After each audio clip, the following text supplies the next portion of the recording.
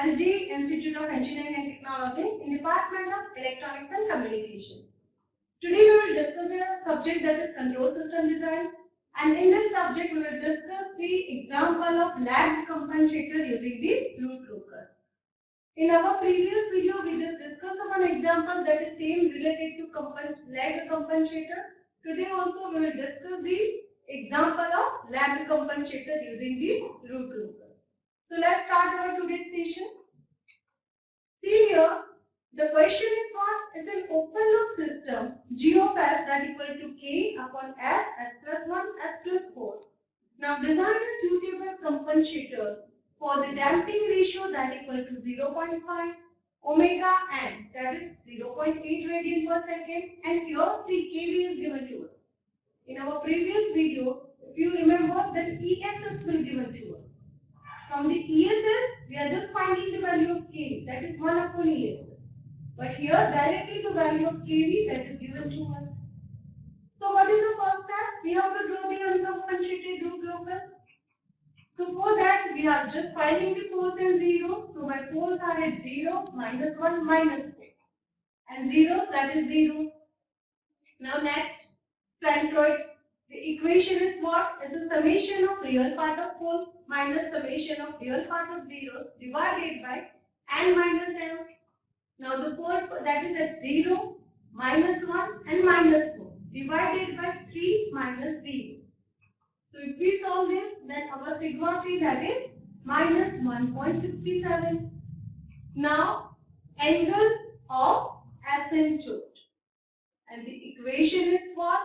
It's a theta k that equal to 2k plus 1 into 180 degree divided by n minus m. And the value of k that will vary from n minus m minus 1. Now the value of n that equal to 3.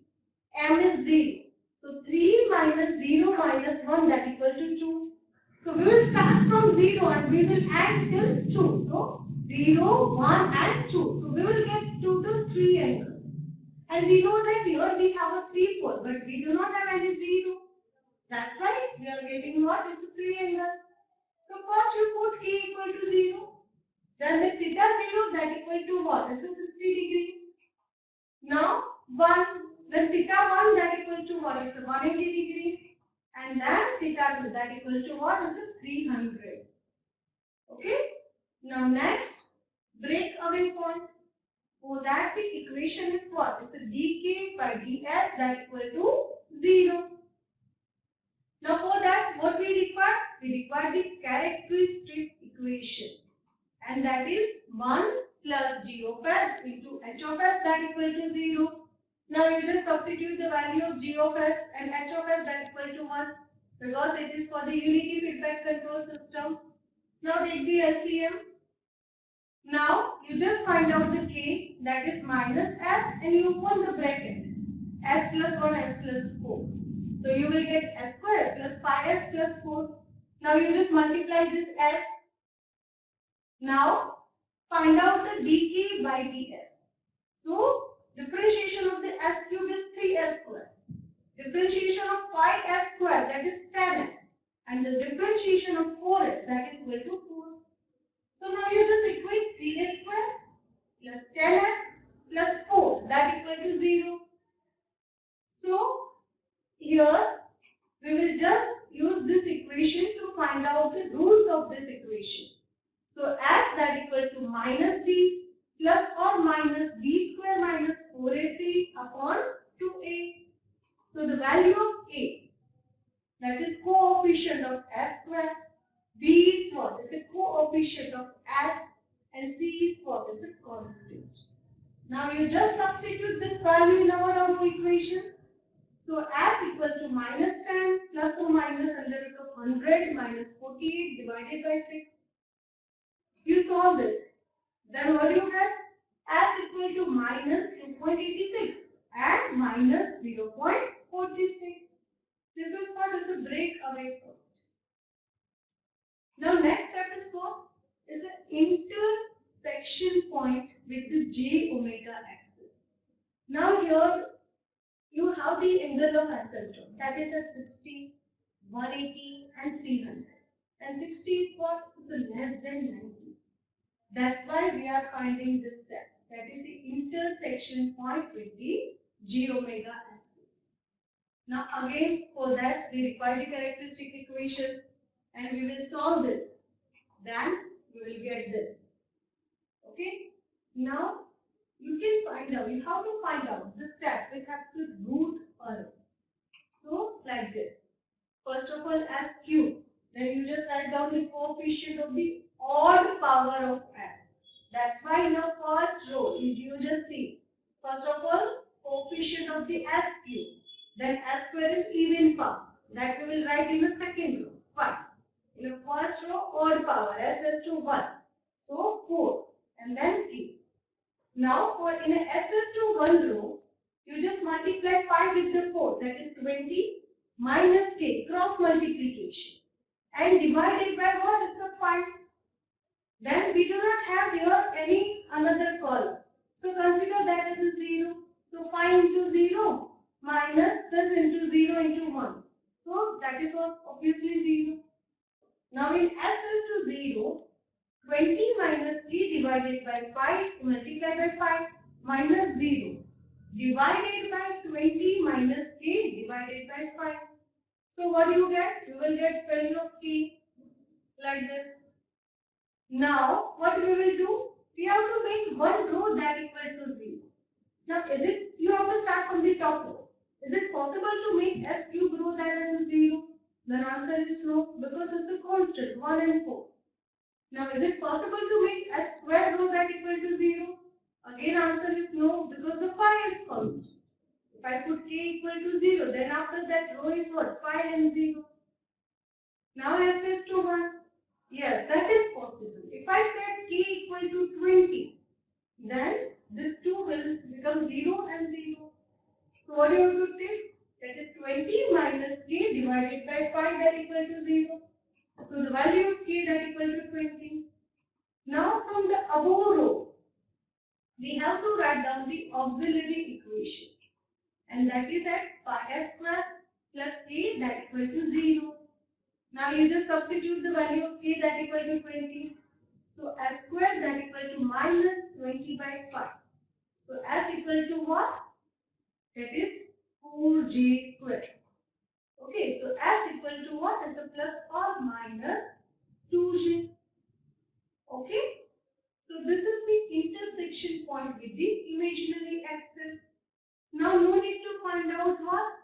That is angle of departure, because we do not have any complex pole in our transfer function. Now this is all our finding, okay, for the uncompensated root locus. Now we will draw this on a root locus graph paper. So that is real and imaginary axis. Now pole are at 0, minus 1 and minus 4. Now you just start with the how much part of the real axis that is lying on my root locus. So from 0 to minus 1, and after minus 1 there are the 2 poles on the left hand side. Okay, on the right hand side. So that is what is the event. So we will not consider that part till minus 4. After minus 4 you just check this side. So the number of poles that equal to 3. So that is an odd number. So till minus 4 to infinity. That part is on my root locus. Now you just mark this 1.67 centroid and draw the three angles. One is 60, then 180. That is what this line. No need to draw it. Then 300. Now you just break away point. Now we have a two breakaway point. One is at minus 2.86, another is at minus 0.46. But minus 2.86, that is not on my dark line or highlighted line. So that breakaway point is not valid breakaway point. Only the valid breakaway point is what? It's a minus 0.46. Now, so this root locus that is start with the 0, it will cut minus 0.46 and it goes to up direction or in the down direction. And for minus 4, we have a direction that is 180 degree. So no need to worry about the minus 4. Only the that is on between 0 to minus 1, start with the 0, it will cut this 0.46 breakaway point, it goes on the direction of 60 or 300. Similarly for this point, it cut 3 minus 0.46, it goes toward the 60 or you can say 300. So this is what is uncompensated root locus. Now the next step is what? That is SD. That is desired location of closed loop pole. Okay. So for that the equation is what? Is SD that equal to zeta omega n plus or minus under root of 1 minus zeta square omega n, where zeta that equal to 0.05 and omega that equal to what? It's a 0.8 radian per second. Now you just substitute this value in our equation. So we will get this. Now if you solve this, then the value of SD that equal to minus 0.4 plus or minus 0.7 J. Now you have to mark this point on our graph paper. So that is somewhere over here. And this is here. And so from this graph, we can clearly say that the SD is on my uncompensated root locus. So the procedure that I need to follow, that is for the lag compensator. So from the uncompensated root locus is passed from the SD. Therefore the transient response is specified. That's why we have to use the lag compensator with phi t that is almost equal to 0. If you are finding the phi t is what? If you remember, then we are finding the phi t in a lead compensator. In this question, if we are going to find the phi t, then definitely your answer is very near to the 0, or we can say it's a 0. So from that also you can specify whether it is a lead or lag. But no need to perform the unnecessary step. You just see that whether the SD is on your uncompensated root locus. If answer is yes, then it's a lag compensator. If your answer is no, then it's a lead compensator. Right? Now next step, what we are finding? We are finding that is the gain of the uncompensated system. And every time when we are talking about the gain, we have to take the vector length. Remember this point. So the KUCSD that equal to product of vector length from pole to SD divided by the product of vector length from 0 to SD. Now here, you have to draw a one line from SD to 0, SD to minus 1 and SD to minus 4 like this. And here this distance is what? This is 0.8. Now another you just draw the line that is SD to minus 1, that is 0.9. Then SD to minus 4, that is 3.7. This distance you have to measure with this scale. So here my KUCSD that equal to 2.6. Now we know that the error constant for the type 1 system, that is KV that equal to S tends to 0, S into G of S. Substitute the value of G of S and S equal to 0. And your K is what? It's an uncompensated system gain. So when we solve this, we will get the KV that equal to what? It's a 0.65. Now, next we need to find out the beta. So equation is what is a KV required divided by KVUCSD. We have the value of KV required that is already given in a question, that is 5, and KVUCSD just we have find out, that is 0.65. So the beta is 7.7, and we know that we will take the higher value. Right now my beta is what? It's between 6 to 10, 6 to 9. So then take the value beta that equal to what? 10. You can see, you can take 8, 9, that is alright. Just you need to take the value of beta that is higher than what you are taking. Now next, that is phi z. See, I'm just fixed that phi z, every time you just take phi z that equal to 60. That is all. Obviously you have to take less than 10 degree. But if you take 3 degree, 4 degree, then that line is very near to the origin and difficult to mark that line. So better you just take phi z that equal to 6 degree. Now first of all you just make a one zeta line. A line that connects the origin and SD. That line is known as a zeta line. Now you have to put your protector on a zeta line and the center is what is SD. And draw this line that is of 6 degree like this. And this is what? It's your phi z is less than 6 and the value, see, it's very near to the origin. That is minus 0.1. And PC that equal to what? It's a ZC divided by beta.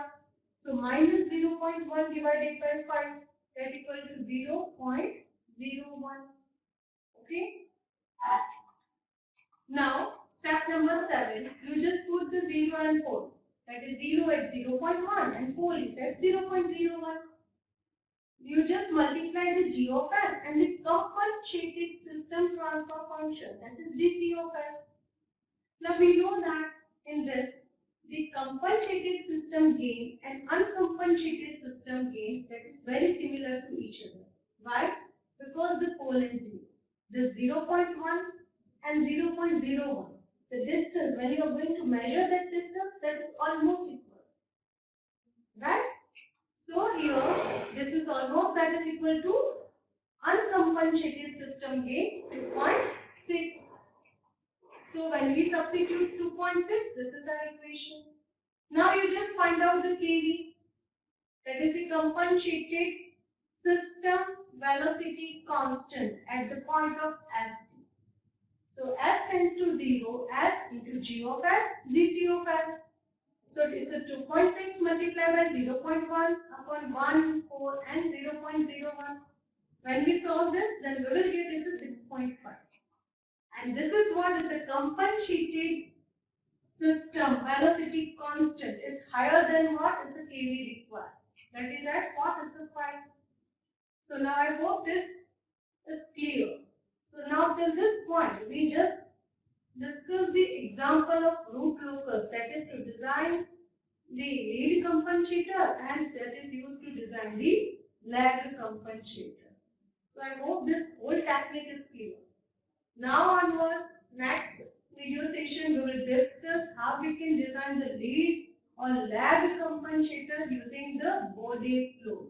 That is the frequency response technique. Okay? Thank you.